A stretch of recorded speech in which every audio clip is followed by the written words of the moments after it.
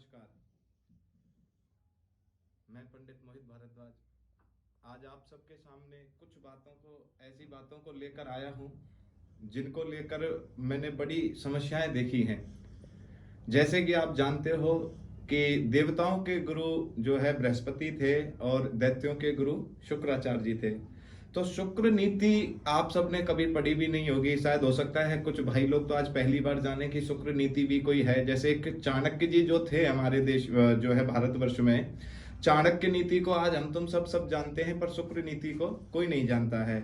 शुक्राचार्य जी ने कई बार दैत्यों को जो है देवताओं से अपना राज्य छुड़वा कर प्राप्त कराया था। तो अर्थार्थ कहने का तात्पर्य यह है कि शुक्र नीति में कुछ बातें ऐसी हैं जो हमें जीवन में जरूर उतारनी चाहिए। सर्वप्रथम शुक्राचार्य जी क्या कहते हैं कि कभी भी किसी को अपने जीवन की आयु का बताना नहीं चाहिए कि हमारी आयु कितनी है, क्योंकि सटीक आयु बताने से हमेशा सामने वाला शत्रु तुम्हारे बारे में जान सकता है।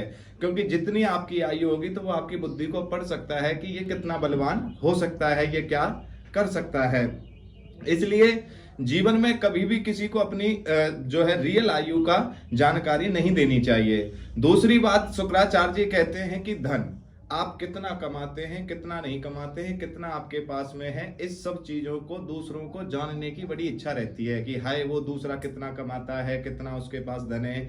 तो कभी भी इस चीज की भी जानकारी दूसरे को नहीं देनी चाहिए, क्योंकि अगर धन से संबंधित आप जानकारी दे दोगे तो आपके शत्रु या आपके जानने वाले या आपके परिवार वाले या आपके जो है पड़ोसी या अन्य कोई भी व्यक्ति क्यों ना हो, वो आपकी कमजोरी पकड़ सकता है और अधिक धन हुआ तो आपके धन को लूटने की वो चेष्टा कर सकता है, जैसे डकैती डलवा देना या धन की हानि करवा देना या आपके धन को कहीं गलत जगह पे लगवा देना। इसलिए कभी भी जीवन में किसी को भी धन की भी जानकारी नहीं देनी चाहिए। तीसरी बात कहते हैं शुक्राचार्य जी की पारिवारिक भेद, आपके घर में चाहे कितनी भी लड़ाई हो, कितना भी कलेश क्यों ना हो, पर कभी भी किसी को भी पारिवारिक भेद नहीं देने चाहिए, नहीं तो आपका शत्रु उसका फायदा उठाएगा, आपका पड़ोसी उसका फायदा उठाएगा। हो सकता है आप दो भाई हैं और दोनों भाइयों में तनाव है, अगर तीसरे किसी व्यक्ति को यह पता चला कि इनमें पारिवारिक भेद है तो वह व्यक्ति तुम दोनों भाइयों के बीच में और ज्यादा फूट पार कर और ज्यादा जो है बातों को उनके दिमाग में डालकर आपका फायदा उठा सकता है। तो ग्रह में परिवार में कितना भी कलह क्यों ना हो, परिवार में कितना भी भेद क्यों ना हो, कभी किसी को नहीं देना चाहिए। चौथी बात कहते हैं शुक्राचार्य जी की मंत्र और कृपा। आज के समय हर व्यक्ति को एक इच्छा रहती है कि परमात्मा के प्रति हम प्रार्थना करें, परमात्मा की हम पूजा करें, परमात्मा का आशीर्वाद हमें प्राप्त हो, पर उस परमात्मा की कृपा को, उस परमात्मा के मंत्र को किसी को नहीं बताना चाहिए, क्योंकि वेदों में लिखा हुआ है कि अगर आप अपने इष्ट के बारे में या इष्ट की कृपा के बारे में या किसी साधना के बारे में किसी को ये बताओगे कि हमारे ऊपर ये कृपा हुई या हमारे ऊपर इस परमात्मा की कृपा है या हमारे ऊपर इस परमात्मा का साथ है, तो वह कृपा बंद हो जाएगी, उस परमात्मा की कृपा आपसे दूर हो जाएगी। तो कभी भी उस मंत्र का और उस कृपा का भेद किसी को भी नहीं देना चाहिए। पांचवी बात कहते हैं अतरंग पल जो है, अतरंग पल यानी कि पराई स्त्री के साथ संबंध बनाना, पराई स्त्री के साथ में संबंध रखना, इन चीजों को भी कभी भी नहीं करना चाहिए। इन चीजों को करने से मान सम्मान भी जा सकता है, कल को आपको अपमान भी होना पड़ेगा और आपका विनाश निश्चित है। जो व्यक्ति पराई स्त्री के प्रति आकर्षण होना शुरू हो जाए तो समझ लेना इसका विनाश निकट आ चुका है। और साक्षात आपके सामने रावण को देख लीजिएगा, राम जी की सीता को वो लेकर आए तो उनका क्या हुआ। तो आगे तो मैं आपको ऐसी बहुत कथाएं हैं जो है अगर आपके सामने रखा जाए तो कभी भी अपनी अतरंग पलों को काबू में रखना चाहिए, उनको प्रकट नहीं करना चाहिए। छठी बात कहते हैं दैत्य गुरु शुक्राचार्य जी औषधि।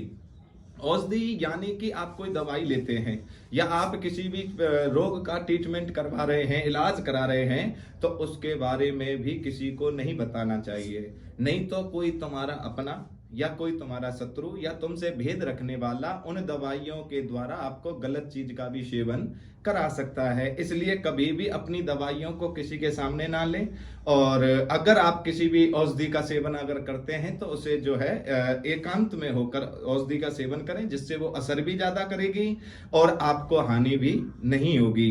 सातवीं बात कहते हैं दान, क्योंकि हमारे देश में जब जो है इस पूरे विश्व में जब कलयुग का आह्वान हुआ, तो कलयुग का जब आह्वान हुआ तो उस समय पर धर्म के 4 चरण थे, और 4 चरण होने के बावजूद भी तप, पवित्रता और सत्य और दान ना तो अब तप रहा। आज के समय चाहे हम हैं या कोई भी हैं, संत महात्मा हो, आज के समय वो तपस्वी अब खत्म होते जा रहे हैं। अब तपस्या करना कोई पसंद नहीं करता, सब वैभव को प्राप्त करना पसंद करते हैं। दूसरा है पवित्रता, लोगों के घरों में पवित्रता नहीं रही, उन्हीं चप्पलों से तो फ्रेश होने चले जाते हैं, उन्हीं चप्पलों को पहनकर फिर वो उसी रसोई में खाना बनाने के लिए भी चले जाते हैं। तो अब पवित्रता भी नष्ट होती जा रही है, और ना ही सत्य रहा, क्योंकि धर्म ना दूसर सत्य समाना आगम निगम पुराण बखाना, कि धर्म से बड़ा कोई सत्य नहीं है और सत्य से बड़ा कोई धर्म नहीं है। इसलिए आज के समय सत्य नहीं रहा, कोई झूठ बोल रहा है, जो है किस प्रकार से कोई किसी प्रकार से झूठ पर झूठ का सहारा हम लिए जा रहे हैं। ये ध्यान रखना, एक सत्य को छुपाने के लिए हजारों झूठ बोलनी पड़ती हैं, और इसलिए आप हमेशा सत्यता का भी सहयोग करें और सत्य बोलने का भी कृपा करें, कि जितना हो सके हम सत्य का ही सहारा लें। सत्य से बड़ा कोई धर्म नहीं होता है। पर कलयुग धर्म के ना तप रहा, ना पवित्रता रही, ना सत्य रहा। अगर इस कलयुग में अब एक चरण अगर कोई बचा हुआ है तो वो है दान।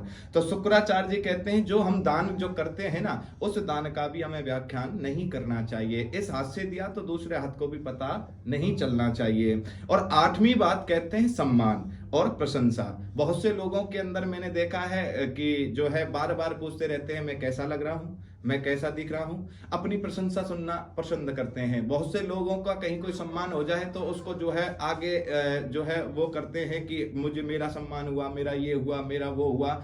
जो व्यक्ति अपना खुद प्रशंसा और सम्मान खुद करता है वह व्यक्ति जीवन में चोट जरूर खाता है। वह व्यक्ति फिर ज्यादा जो है सफलता प्राप्त नहीं कर पाता है।